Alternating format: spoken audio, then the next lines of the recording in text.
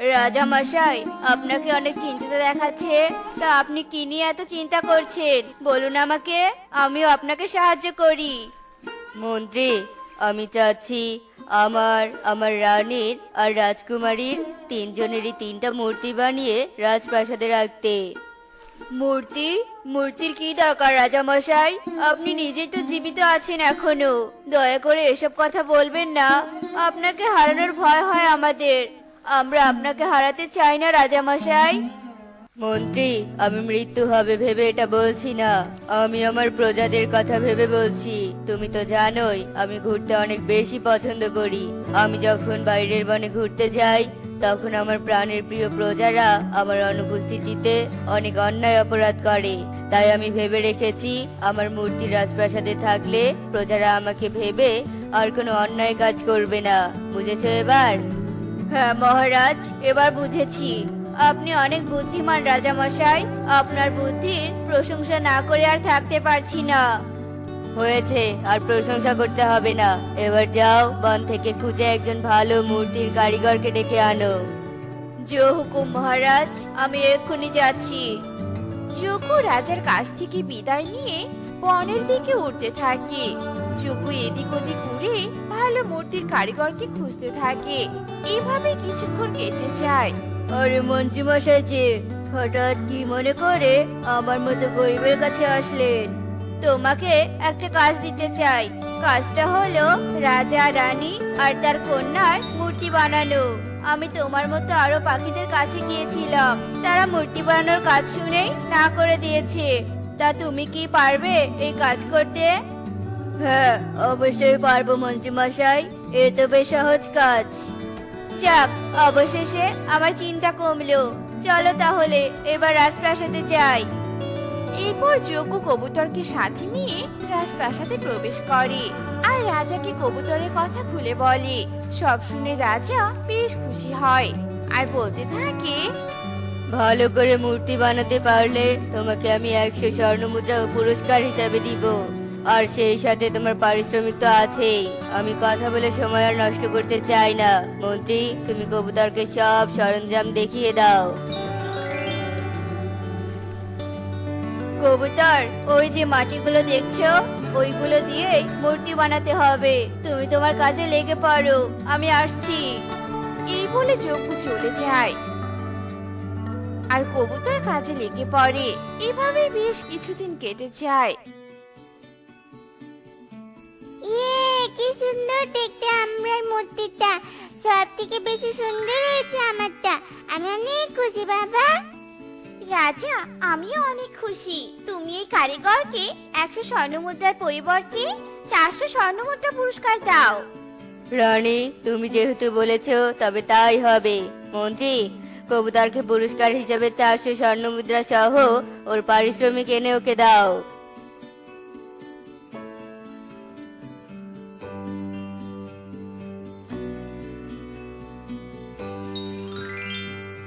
মন্ত্রী মশাই, এই মূর্তিগুলো নিয়ে গিয়ে রাজকুমারীর কক্ষের সামনে রেখে দাও। আমি রোজ রাজকুমারীর সাথে দেখা করার পর এগুলো দেখতে চাই। জো হুকুম মহারাজ। যজ্ঞ রাজার কথা মতো মূর্তিগুলো এনে রাজকুমারীর কক্ষের সামনে রেখে দেয়। এভাবে বেশ কিছুদিন কেটে যায়। রাজা রোজ নিয়ম করে মূর্তি তিনটাকে পর্যবেক্ষণ করে। অন্যদিকে ওই বনে টোনাটুনি নামে এক দম্পতি বাস করে। টুনি, অনেক পাখির কাছেই তো গেলাম, কিন্তু কেউই তো কাজ দিল না। এবার কি করে নিজেদের পেট চালাবো, আর কি করে রাতে ঘুমানোর জন্য একটা ঘর বানাবো? আমার মাথায় যে কিছুই আসছে না টুনি। টোনা, চিন্তা করো না, সৃষ্টিকর্তা তো আছেই। সৃষ্টিকর্তার উপর ভরসা রাখো, দেখবে একটা না একটা উপায় আমাদের সামনে আসবেই আসবে। ঠিক তখনই টুনির চোখ যায় কিছুটা দূরে মাটিতে পড়ে থাকা কিছু অর্ধ পচা ফুলকপির দিকে। টোনা, ওই দেখো কিছু অর্ধপচা ফুলকপি। হ্যাঁ টুনি, দেখছি তো, কিন্তু ওগুলো দিয়ে আমাদের কাজ কি বলো তো? ওগুলো আমাদের কাজে লাগবে না। চলো দেরি না করে সামনের দিকে যাই। টোনা, আমার মাথায় একটা বুদ্ধি এসেছে। কি বুদ্ধি টুনি, বলো আমাকে। টোনা, আমাদের থাকার নির্দিষ্ট কোনো জায়গা নেই, তাই বলি কি আমরা এই গাছে এই ফুলকপিগুলো দিয়ে একটা ঘর বানাবো, আর সেই ঘরে বেশ শান্তিতেই রাত কাটাতে পারবো। বা টুনি, তুমি তো বেশ বুদ্ধিমতী। ফেলে দেয়া জিনিসও অনেক গুরুত্বপূর্ণ কাজে লাগে আমাদের। তোমার এই বুদ্ধিটা না শুনলে তো আমি জানতেই পারতাম না। তোমার এই বুদ্ধির জন্য আমি তোমাকে অনেক ভালোবাসি। টোনা, এত প্রশংসা করলে তো আমি ফুলে ফেপে উড়ে অন্য জায়গায় চলে যাব। এর চেয়ে চলো, তুমি আমাকে ঘর তৈরির কাজে সাহায্য করবে। টোনা আর কিছু না বলে টুনিকে সাহায্য করতে থাকে। বেশ কিছুক্ষণ পর টুনি তার বুদ্ধিমতো গাছের ডালে একটা ফুলকপির ঘর তৈরি করে। বাহ, ঘরটা তো অনেক সুন্দর হয়েছে। এখন শুধু ছোট একটা কাজ পেলে জীবনটা একেবারে রঙিন ভাবে কাটাতে পারবো। হ্যাঁ, ঠিকই বলেছো টোনা। চলো এবার আমরা একটু বিশ্রাম নেই। অন্যদিকে প্রতিদিনের মতো রাজা মূর্তিগুলো পর্যবেক্ষণ করতে আসে। রাজা মূর্তিগুলো দেখতে দেখতে হঠাৎ মূর্তিগুলোকে ছুঁয়ে দেয়, আর মূর্তির গায়ে লেগে থাকা ধুলা রাজার হাতে লাগে। রাজা ধুলা দেখে বেশ রেগে যায় আর চেঁচিয়ে বলতে থাকে, মন্ত্রী, মন্ত্রী, কোথায় তুমি? এখানে এসো। কি হয়েছে রাজা মশাই, এভাবে ডাকছেন কেন? এই মূর্তিগুলোর গায়ে ধুলাতে ভর্তি হয়ে আছে। এই মূর্তিগুলো দেখাশোনা এমনকি পরিষ্কার করার জন্য একটা দাসের ব্যবস্থা করো। আমি মূর্তিগুলো এই অবস্থায় দেখতে চাই না, বুঝেছো? ঠিক আছে মহারাজ, আমি এক্ষুনি যাচ্ছি। রাজা মশাই, এ হলো টোনা। আজ থেকে এ আপনার প্রিয় মূর্তিগুলোর দেখাশোনা করবে। টোনা মূর্তিগুলোর দেখাশোনা করবে তা ঠিক আছে, কিন্তু মূর্তিগুলোর কোনো ক্ষতি করার চেষ্টা করবে না। মূর্তির কোনো ক্ষতি হলে আমি তোমাকে কঠোর শাস্তি দিব। আমার সেই সাহস নেই মহারাজ। আপনারা আমাকে যেভাবে বলবেন আমি সেভাবেই কাজ করব। বেশ বেশ বেশ ভালো, যাও গিয়ে নিজের কাজে লেগে পড়ো। এরপর টোনা মূর্তি তিনটার সামনে আসে আর অনেক যত্ন সহকারে মূর্তি তিনটা পরিষ্কার করতে থাকে। টোনা, তুমি এত দেরি করে আসলে কেন? মন্ত্রী মশাই ক্ষমা করবেন, আসলে আমার স্ত্রী অনেক অসুস্থ। আমার স্ত্রীর সেবা যত্ন করতে একটু দেরি হয়ে গেছে। এরপর আর আমার দেরি হবে না মন্ত্রী মশাই। ঠিক আছে, যাও তাড়াতাড়ি গিয়ে মূর্তিগুলো পরিষ্কার করো। মহারাজ যদি মূর্তি অপরিষ্কার দেখে তাহলে তোমার চাকরি চলে যাবে, এই বলে দিলাম। চাকরি চলে যাওয়ার কথা শুনে টোনা ভয় পেয়ে যায় আর সেখানে দেরি না করে ছুটে মূর্তির কাছে আসে মূর্তি পরিষ্কার করতে। আর ঠিক তখনই ভুলবশত টোনার হাত লেগে রানীর মূর্তির ঠোঁট ভেঙে যায়। তা দেখে টোনা বেশ ভয় পেয়ে যায়। হায় হায়, এ আমি কি করলাম? রানীমার মূর্তি তো ভেঙে গেল। এবার তো রাজামশাই আমাকে শেষ করে ফেলবে। হে সৃষ্টিকর্তা, এ যাত্রায় আমাকে বাঁচিয়ে নাও। তুমি তো জানো সৃষ্টিকর্তা, আমি এটা ইচ্ছে করে করিনি।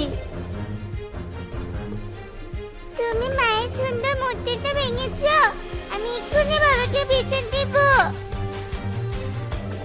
ইগনি ছুটে গিয়ে রাজাকে সবটা খুলে বলে। সব শুনে রাজা বেশ রেগে যায় আর মন্ত্রীকে বলে রাজসভায় টোনাকে হাজির করায়। তোকে আগেই বলেছিলাম মূর্তির যেন কোনো ক্ষতি না হয়, আর তুই আমার হুকুম অমান্য করে ইচ্ছে করে সেই মূর্তির ক্ষতি করলি। তোকে আমি কঠোর শাস্তি দিব, আর তোর শাস্তি হলো মৃত্যুদণ্ড। রাজামশাই, দয়া করে একবার আমার কথাটা তো শুনুন। আমি ইচ্ছে করে মূর্তির কোনো ক্ষতি করিনি। ভুলবশত হাত লেগে ভেঙে গেছে। চুপ চুপ কর, আমি তোর কোনো কথা শুনতে চাই না। তুই হাজারো হাত জোর করলেও আমি তোর শাস্তি কমাবো না। মন্ত্রী, একে বন্দি করো। মন্ত্রী যে টোনাকে বন্দি করতে ধরে ঠিক তখনই টোনা মূর্তিগুলোর দিকে ছুটতে থাকে। মন্ত্রী, ওই হারামজাদা পালাচ্ছে, ধরো ওকে ধরো। ঠিক তখনই টোনা রাজার আর রাজকুমারীর ভালো মূর্তিগুলো এনে রাজার সামনে ভেঙে ফেলে। রাজা এই দেখে আরো বেশি রেগে যায়। তোর এত বড় সাহস, তুই ভালো মূর্তি দুটো ভেঙে ফেললি, তাও আবার আমার সামনে। তোর কি একটু মৃত্যু ভয় নেই নাকি? রাজামশাই, আমার হাতে ভুলবশত একটা মূর্তি ভেঙে গেছে। এজন্য আপনি আমাকে মৃত্যুদণ্ড শুনিয়ে দিলেন। কাজেই আমার মৃত্যু আর কেউ আটকাতে পারবে না। কিন্তু আপনার আরো যে দুটো ভালো মূর্তি আছে, আপনি আমার অনুপস্থিতিতে সেই দুটো মূর্তি দেখভালের জন্য নিশ্চয়ই আরো একটা দাসকে রাখবেন। আর তখন যদি ওই দাসের দ্বারা আমার মতো ভুলবশত এই মূর্তিগুলোর কোনো ক্ষতি হয়, তাহলে তাকেও আপনি মৃত্যুদণ্ড দিবেন। তাই আমি চাই আমার মতো যেন আর একটা নির্দোষ পাখিরও প্রাণ না চলে যায়। সেই কারণেই আমি এই পদক্ষেপ নিয়েছি। না থাকবে মূর্তি, না যাবে কারো প্রাণ। টোনার এমন কথা শুনে রাজার রাগ কমে যায়, আর রাজা মনে মনে বলে, আমি তো সত্যি ভুল করেছি। এই সামান্য মাটির মূর্তির জন্য একটা নিরপরাধ প্রাণকে শেষ করে দিতে চেয়েছিলাম। টোনা একটা সাধারণ পাখি হয়ে অন্য পাখির উপকারের কথা ভাবছে, আর আমি রাজা হয়ে প্রজার কথা না ভেবে নিজের কথা ভাবলাম। ছি! আচ্ছা টোনা, তুমি তোমার মৃত্যুর কথা না ভেবে কি করে অন্যের কথা ভাবলে? রাজা মশাই, আমি সারা জীবন অনেক পাপ কাজ করেছি। তাই এই শেষ সময়ে যদি আমি অন্যের উপকার করে যেতে পারি, তাহলে হয়তো সৃষ্টিকর্তা আমাকে পরপারে শান্তিতে রাখবে। একটা কথা কি জানেন রাজা মশাই, অন্যের ভালো করলে তা কোনো না কোনো ভাবে আবার আমাদের কাছেই ফিরে আসে। বাহ টোনা বাহ, তুমি মহান। আমার জ্ঞান তুমি বাড়িয়ে দিলে। তোমার মৃত্যুদণ্ড আমি ফিরিয়ে নিলাম। যাও, তুমি ফিরে যাও, আর তুমি রোজ এসে আমার প্রাসাদে কাজ করবে। তো বন্ধুরা, আমাদের আজকের গল্পটি তোমাদের কাছে কেমন লেগেছে তা কমেন্টে জানাতে ভুলো না কিন্তু। বসন্তের এক বিকেলে টুনি, মুন্নি আর সুখী নামে তিন বান্ধবী রাস্তা দিয়ে হেঁটে যাচ্ছিল। তার পাশাপাশি মনের সুখে তারা গল্পও করছিল। কাল তো আমার মামাতো বোনের বিয়ে আছে, তোরা দুজন অবশ্যই কিন্তু আসবি। আমি ভাবছি বিয়ের অনুষ্ঠানে কিছু নতুনত্ব ভাব নিয়ে আসবো। তাই না কি রে? আমি তো অবশ্যই আসবো। মুন্নি, তুইও কিন্তু আসবি। আমরা সবাই মিলে অনেক মজা করব। তোরা আজ বাড়ি গিয়ে প্ল্যান কর কি কি ফুল দিয়ে বিয়ের মণ্ডপটা সাজাবি, ঠিক আছে? ঠিক আছে রে টুনি। এভাবেই তিন বান্ধবী মিলে গল্প করতে করতে রাস্তা দিয়ে যাচ্ছিল। এইদিকে রাতও হয়ে গেছে। এইদিকে এক ডাইনি ধেয়ে আসছিল জঙ্গলের দিকে। হঠাৎই পথে ডাইনিটা থেমে গিয়ে মনে মনে ভাবে, আর তো মাত্র কটা দিন, তারপরে অমাবস্যা। আর এই অমাবস্যার রাতে আমাকে অমরত্ব লাভ করতেই হবে। এর জন্য এখন আমাকে জঙ্গলের ভিতর থেকে পাখি দিয়ে ধরে ধরে আমার গুহায় বন্দি করতে হবে। কিন্তু আমি যদি এভাবে বনে ঢুকি, তাহলে তো আমাকে দেখে সবাই আগুন জ্বালিয়ে দিবে।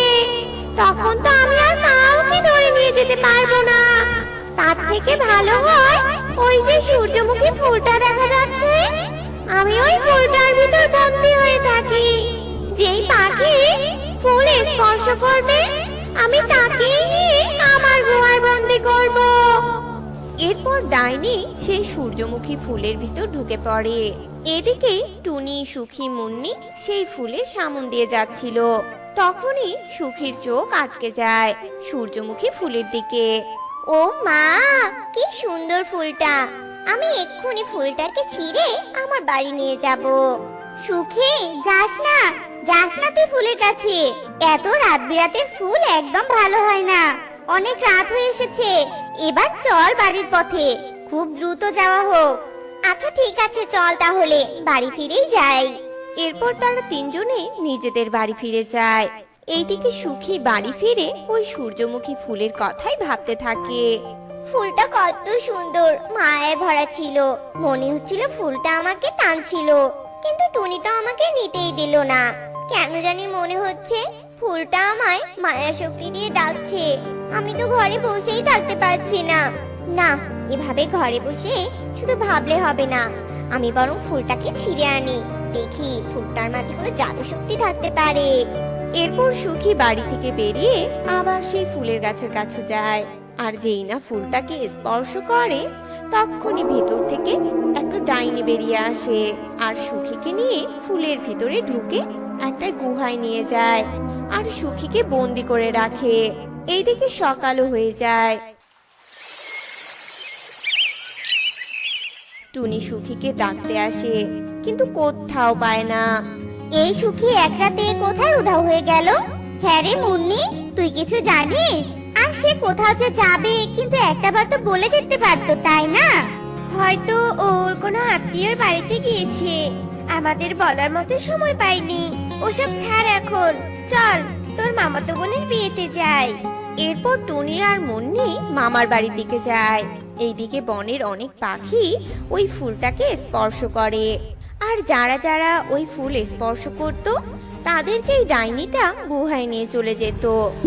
কিন্তু এটা জঙ্গলের অন্য পাখিরা বুঝতেই পারে না। এদিকে এ নিয়ে পুরো জঙ্গলে হইচই উঠে পড়ে। এইদিকে টুনি ফিরে এসে বলে, তোমরা সবাই এত চিন্তিত কেন? কি হয়েছে তোমাদের? এরপর বনের পাখিরা টুনিকে সব ঘটনা খুলে বলে। সব শুনে টুনি চিন্তায় পড়ে যায়। প্রথমে সুখী হারিয়ে গেল, তারপর থেকে একে একে জঙ্গলের অনেক পাখি হারিয়ে গেছে। কিন্তু হঠাৎ করে এইসব পাখিগুলো কোথায় যাচ্ছে আর কেই বা ধরে নিয়ে যাচ্ছে? বিষয়টা তো রহস্যময় মনে হচ্ছে। আচ্ছা মুন্নি, আমরা যে ওই রাতে একটা সূর্যমুখী ফুল দেখেছিলাম, সেই ফুলটা অনেক অদ্ভুত লেগেছিল, তাই না রে? হ্যাঁ রে, আর ওই রাতের পর থেকে তো এসব পাখি উধাও হয়ে যাওয়ার ঘটনা ঘটছে। চল তো আগে ওই ফুলের কাছে গিয়ে দেখি কি ঘটনা ঘটছে সেখানে। এরপর টুনি আর মুন্নি মিলে সেই সূর্যমুখী ফুলের কাছে যায়। এরপর শোন মুন্নি, তুই এই ফুলটাকে স্পর্শ করে দেখ তো কি হয়। আর ভয় পাস না, আমি পাশেই আছি। তোর কোনো বিপদ হলে আমি তোকে উদ্ধার করব। আচ্ছা ঠিক আছে। এরপর টুনি পাশের ঝোপে গিয়ে লুকিয়ে পড়ে। আর মুন্নি যেই না ফুল স্পর্শ করবে তখনই সূর্যমুখী ফুলের ভেতর থেকে একটা ডাইনি বেরিয়ে এসে মুন্নিকে নিয়ে আবার সেই ফুলের মাঝে ঢুকে পড়ে। এটা দেখে টুনি প্রথমে ভয় পেয়ে যায়। এরপর টুনি জঙ্গলে ফিরে গিয়ে সবাইকে ঘটনাটি খুলে বলে। তখন সবার মাঝ থেকে একজন বৃদ্ধা বলে ওঠে, ওহে বাছা, এগুলো সব ওই ডাইনির কাজ। ওই ডাইনি অনেক বছর আগে জঙ্গলে এসে তাণ্ডব লীলা চালায়। নিজে অমর হওয়ার জন্য নিরীহ পাখিদের ধরে ধরে অমাবস্যার রাতে তাদের খেয়ে ফেলে। কিন্তু কোনো এক তান্ত্রিকের কারণে ওই ডাইনি অমরত্ব লাভ করতে পারেনি, তাই সে আবার ফিরে এসেছে। আজ বাদে কাল অমাবস্যা, আর এই অমাবস্যাতেই ধরে রাখা পাখিদের খেয়ে ওই ডাইনি অমরত্ব লাভ করবে। আর যদি ওই ডাইনি একবার অমরত্ব লাভ করে তাহলে আমাদের পাখি কুলকে ধ্বংস করে ছাড়বে ওই ডাইনি। এটা কিছুতেই হতে দেওয়া যাবে না। কিন্তু বুড়িমা, ওই ডাইনিকে মারার কি কোনো উপায় আছে? আমি জানি না বাচ্চা, আর অবশ্য আমি এটা জানি যে ওই ডাইনি আগুন দেখে ভয় পায়। আর এবার যে সে কোথায় অবস্থান বানিয়েছে সেটা তো আমি জানি না। তোমরা একদম ভেবো না, শুধু আমাকে আশীর্বাদ করো যেন আমি বিজয়ী হয়ে ফিরে আসতে পারি। এই বলে টুনি সেই সূর্যমুখী ফুলের কাছে যায়। আর ফুলটা স্পর্শ করতেই ডাইনি এসে টুনিকে নিয়ে তার গুহায় চলে যায়। আর ওই গুহায় টুনি সুখী সহ জঙ্গলের অন্য সব পাখিদের দেখতে পায়। আর তার সাথে কিছু ছোট ছোট পাথরও দেখতে পায় সে। আর তো মাত্র কিছু সময়, এরপরে তো অমাবস্যা। আর তখনই তোদের সবাইকে খেয়ে আমি চির অমর হয়ে যাব। আমাকে তখন আর কেউ ধ্বংস করতে পারবে না। ডাইনি, তুমি তো আমাদের খেয়ে ফেলবে, আমাদের তো চিতায় জ্বলতেও দিবে না। তাই বলছিলাম কি, মরার আগে তুমি যদি আমাকে একটু চন্দন কাঠ এনে দিতে, তাহলে আমি সেই চন্দন কাঠে একটু ঘুমিয়ে নিতাম আর আমার আত্মা তৃপ্তি করতাম। বেশ বেশ, তবে আমি এক্ষুনি এনে দিচ্ছি চন্দন কাঠ। তোর শেষ ইচ্ছেটা পূরণই কর, আমি অতটা খারাপ নই রে। এরপর ডাইনি কিছু চন্দন কাঠ আনে। তুমি তো অনেক ভালো ডাইনি, কত সুন্দর তুমি আমার মনের ইচ্ছা পূরণ করলে। তোমাকে অনেক ধন্যবাদ গো। তোমার মতো এত ভালো ডাইনির খাবার হতে পারবো, এটা তো আমার ভাগ্যের ব্যাপার। আর এটা ভাবতেও আমার অনেক আনন্দ হচ্ছে গো। বাহ, তুই তো খুব বুদ্ধি খাটিয়ে কথা বলতে পারিস। এবার তোর চন্দন কাঠ নিয়ে ঘুমানোর ইচ্ছেটুকু পূরণ করে নে দেখিনি। এই বলে ডাইনি একটু পাশে সরে খুশিতে নাচতে থাকে। এইদিকে টুনি সুখীর কানে কানে সব বুদ্ধি শিখিয়ে দেয়। এদিকে রাতও অনেক গভীর হয়ে আসে, অমাবস্যাও শুরু হয়ে যায়। ডাইনি পাখিদের খাওয়ার জন্য প্রস্তুত হতে থাকে। আর এদিকে টুনি বুদ্ধি খাটিয়ে দুটো ছোট ছোট পাথর নিয়ে ঘর্ষণ করতে থাকে। আর ঘর্ষণ করতে করতে চন্দন কাঠে আগুন ধরিয়ে দেয়।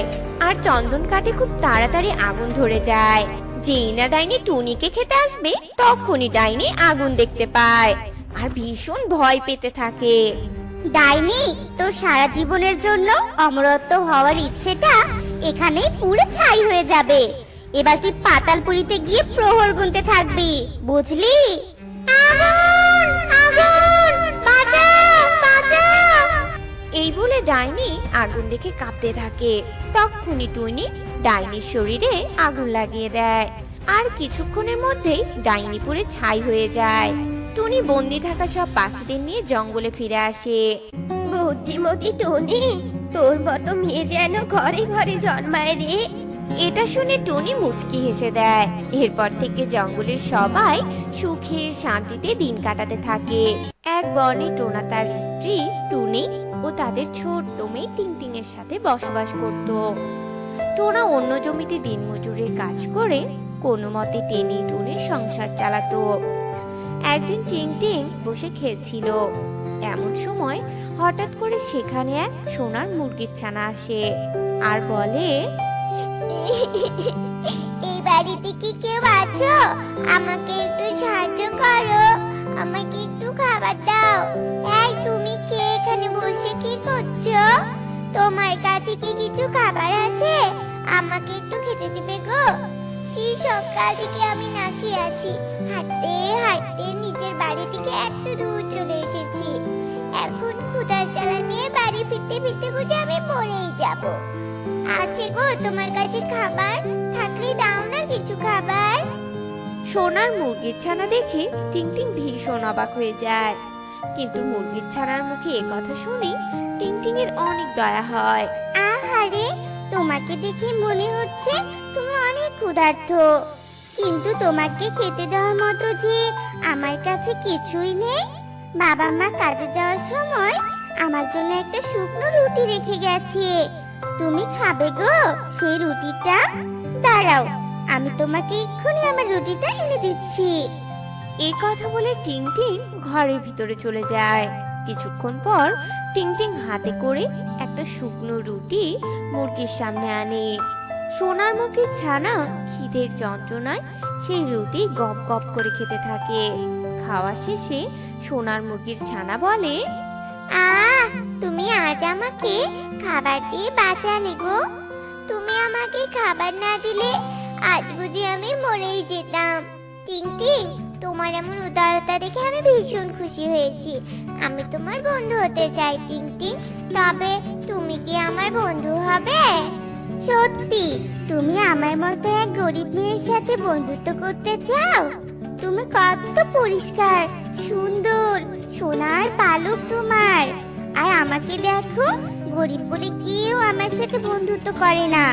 আমিও তোমার সাথে বন্ধুত্ব করতে চাই গো। ঠিক আছে, আজ থেকে তাহলে আমরা বন্ধু। এই নাও, তোমাকে আমি আমার একটা সোনার পালক দিলাম। আমি তোমার বাড়িতে প্রতি সপ্তাহে একদিন করে আসবো, একটা করে সোনার পালক দিব, আর অনেক মজা করে খেলবো। তোমার আর তোমার পরিবারের কোনো অভাব থাকবে না। আজ আসি তাহলে বন্ধু। বাড়িতে আবার আমার মা আমার জন্য চিন্তা করবে। বিদায় বন্ধু। এ কথা বলে সোনার মুরগির ছানা টিংটিংকে একটা সোনার পালক দিয়ে সেখান থেকে চলে যায়।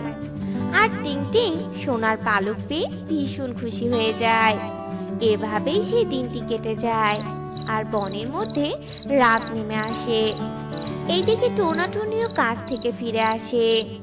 কি গো টোনা, আজ কাজ করে যা টাকা পেলাম তাতে তো খাবারই কিনতে শেষ হয়ে গেল। এভাবে প্রতিদিন চললে আমাদের সংসার চলবে কি করে বলো তো? অভাবের জন্য টিংটিংকে এখনো স্কুলে ভর্তি করে দিতে পারিনি।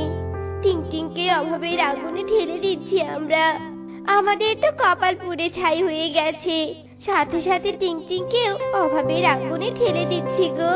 কি আর করবে টুনি, গরিবের কি আর কোনো ভবিষ্যৎ আছে? ঈশ্বর ঠিক একদিন মুখ তুলে তাকাবে গো। দেখো, আমাদের আর এমন অভাবের দিন থাকবে না। নিশ্চয়ই সুদিন আসবে গো। টোনাটুনি যখন এসব কথা বলছিল এমন সময় সেখানে সোনার মুরগির ছানার দেওয়া সোনার পালক হাতে নিয়ে টিংটিং আসে। আর টিংটিং বলে, বাবা, তুমি ঠিক বলেছো গো, আমাদের আর অভাব থাকবে না। দেখো, আমার হাতে একটা সোনার পালক আমাদের অভাব দূর করার জন্য আমার বন্ধু দিয়েছে গো।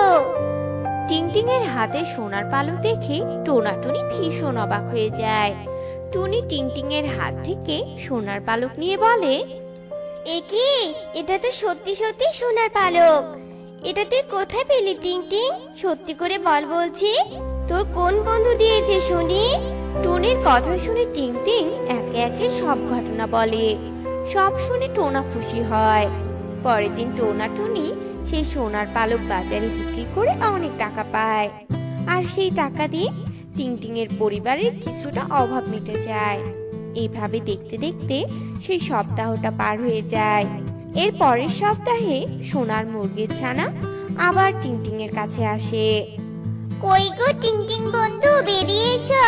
দেখো, আমি আমার কথা মতো চলে এসেছি। এসো, বেরিয়ে এসো, খেলবে আমার সাথে। কই গো টিংটিং বন্ধু? সোনার মুরগির ছানার ডাক শুনে টিংটিং বেরিয়ে আসে।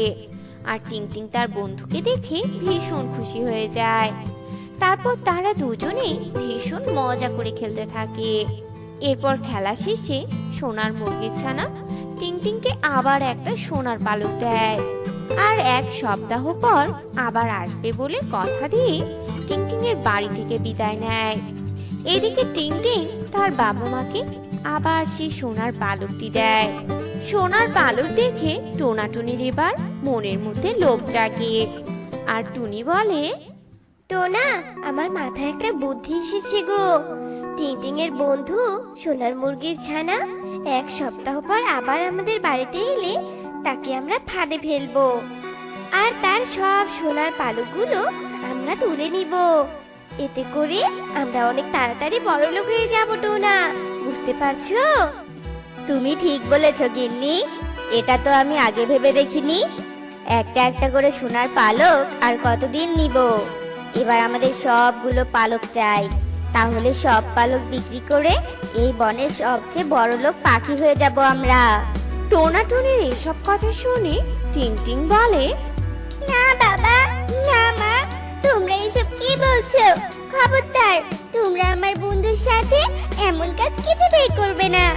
সোনার মুরগির ছানা আমাকে তার বন্ধু ভেবে উপকার করেছে, আর তোমরা কিনা তার ক্ষতি করার চিন্তা করছো? তোমরা লোভ করো না কিন্তু। চুপ কর টিংটিং, আমরা যা ভালো বুঝবো তাই করব। এসব কথা তোর চিন্তা করতে হবে না। টোনা, তুমি এই সোনার পালকটা একটা বাক্সে রেখে দাও। আর সেই সোনার মুরগির ছানা আসার দিনে টিংটিংকে ঘরে বন্দি করে রাখতে হবে। তা না হলে এই পাজি মেয়ে আমাদের সব পরিকল্পনা নষ্ট করে দিবে, জানো? টিংটিং তার বাবা মায়ের কথা শুনে কাঁদতে থাকে, কিন্তু তার করার কিছুই থাকে না। এভাবেই এক সপ্তাহ কেটে যায়। আর সোনার মুরগির ছানা আসার দিনে টোনাটুনি টিংটিংকে ঘরে বন্দি করে রাখে। তারপর, টিংটিং বন্ধু, ও টিংটিং বন্ধু, দেখো আমি আজকেও এসেছি। কই গো বন্ধু, খেলবে না আমার সাথে? বেরিয়ে এসো। সোনার মুরগির ছানার ডাক শুনে টোনাটুনি বেরিয়ে আসে আর অভিনয় করে কাঁদতে কাঁদতে বলে, তুমি এসেছো টিংটিং এর বন্ধু, তোমার জন্য অপেক্ষা করছিলাম। টিংটিং এর সে কাল থেকে ভীষণ জ্বর, তোমাকে বড্ড দেখতে চাইছে মেয়েটা। একবার ঘরে এসো, টিংটিংকে দেখা দিয়ে যাও। টনি যখন সোনার মুরগির ছানাকে এভাবে বলছিল, সেই সময় টিংটিং জানালা দিয়ে চিৎকার করে বলে, বন্ধু, শোনো না, শোনো না তুমি আমার মা বাবার কথা। তুমি শোনো না বন্ধু, ওরা তোমাকে মিথ্যে কথা বলছে। আর মিথ্যে কথা বলে তোমার সব পালক তুলে নিবে। এক্ষুনি পালিয়ে যাও, পালাও। টিংটিং এর এমন কথা শুনে সোনার মুরগির ছানা টোনাটুনির সব লোক বুঝতে পারে। আর যেই না সোনার মুরগির ছানা পালাতে যায়, কোথায় পালাবি শুনি? তোর সোনার পালক না দিয়ে কিছুতেই তুই যেতে পারবি না। তুমি চলে গেলে যে বড়লোক হওয়ার স্বপ্ন আমাদের কিছুতেই পূরণ হবে না। দে দে তোর সব সোনার পালকগুলো দিয়ে দে বলছি। আমাকে ছেড়ে দাও, আমাকে ছেড়ে দাও। আমি তো তোমাদের কোনো ক্ষতি করিনি, বরং উপকারই করেছি। আমার বন্ধুর মা বাবা হয়ে তোমরা আমার সাথে এই অন্যায় করতে পারো না। দয়া করে ছেড়ে দাও। মা, মা কোথায় তুমি? আমি বিপদে পড়েছি মা, বাঁচাও বাঁচাও আমাকে। এ কথা বলে সোনার মুরগির ছানা বাঁচার জন্য চিৎকার করতে থাকে। এইদিকে সোনার মুরগির ছানার মা বাড়িতে সোনার মুরগির ছানাকে দেখতে না পেয়ে খোঁজাখুঁজি করতে থাকে। হঠাৎ করে তার ছানার চিৎকার পেয়ে টোনাটুনির বাড়িতে মা মুরগি ছুটে যায়। এই তোমরা আমার ছানাকে ধরে রেখেছো কেন? ছেড়ে দাও বলছি, তা না হলে কিন্তু একদম ভালো হবে না। টোনাটুনি হঠাৎ করে এত বড় মুরগিকে দেখে ভীষণ ভয় পেয়ে যায়। আর এদিকে কাঁদতে কাঁদতে সোনার মুরগির ছানা তার মাকে সব ঘটনা বলে। সব শুনে মা মুরগি ভীষণ রেগে যায় আর টোনাটুনিকে ঠোকর দিতে থাকে। কি তোদের এত বড় সাহস? আমার ছানার পালক তুলে নিতে চাস? দেখ আজ তোদের আমি কি হাল করি, লোভী বজ্জাত পাখি কোথাকার। ছেড়ে দাও, ছেড়ে দাও। যন্ত্রণায় মরে গেলাম, লাগছে আমাদের ভুল হয়ে গেছে। আমরা অন্যায় করতে চেয়েছিলাম, আমরা আমাদের ভুলটা বুঝতে পেরেছি। এখন আমাদের ছেড়ে দাও। তারপর মা মুরগি তাদের ঠোকর দিতে দিতে রক্তাক্ত করে দেয়। তারপর ছেড়ে দিয়ে তার সোনার ছানাকে নিয়ে যাওয়ার সময় বলে, আমি তোদের অভিশাপ দিচ্ছি, তোরা আগে যেমন গরিব ছিলি তার চেয়েও বেশি গরিব হয়ে যাবে। আর তোদের ঘরে যা সোনার পালক আছে তা সব সাধারণ পালক হয়ে যাবে। এ কথা বলে মা মুরগি তার সোনার ছানাকে নিয়ে সেখান থেকে চলে যায়। আর টোনাটুনি তার বোকামোর জন্য হায় হায় করতে থাকে। টোনাটুনি বাক্স খুলে দেখে বড় মুরগির কথা মতো সত্যি সত্যি সোনার পালক সাদা হয়ে গেছে। এরপর তারা ধীরে ধীরে অনেক গরিব হয়ে যায়। এইদিকে টিং টিং তার সোনার মুরগির ছানা বন্ধুকে হারিয়ে কাঁদতে কাঁদতে দিন কাটাতে থাকে। তো বন্ধুরা, আমাদের আজকের গল্পটি তোমাদের কাছে কেমন লেগেছে তা কমেন্টে জানাতে ভুলো না কিন্তু।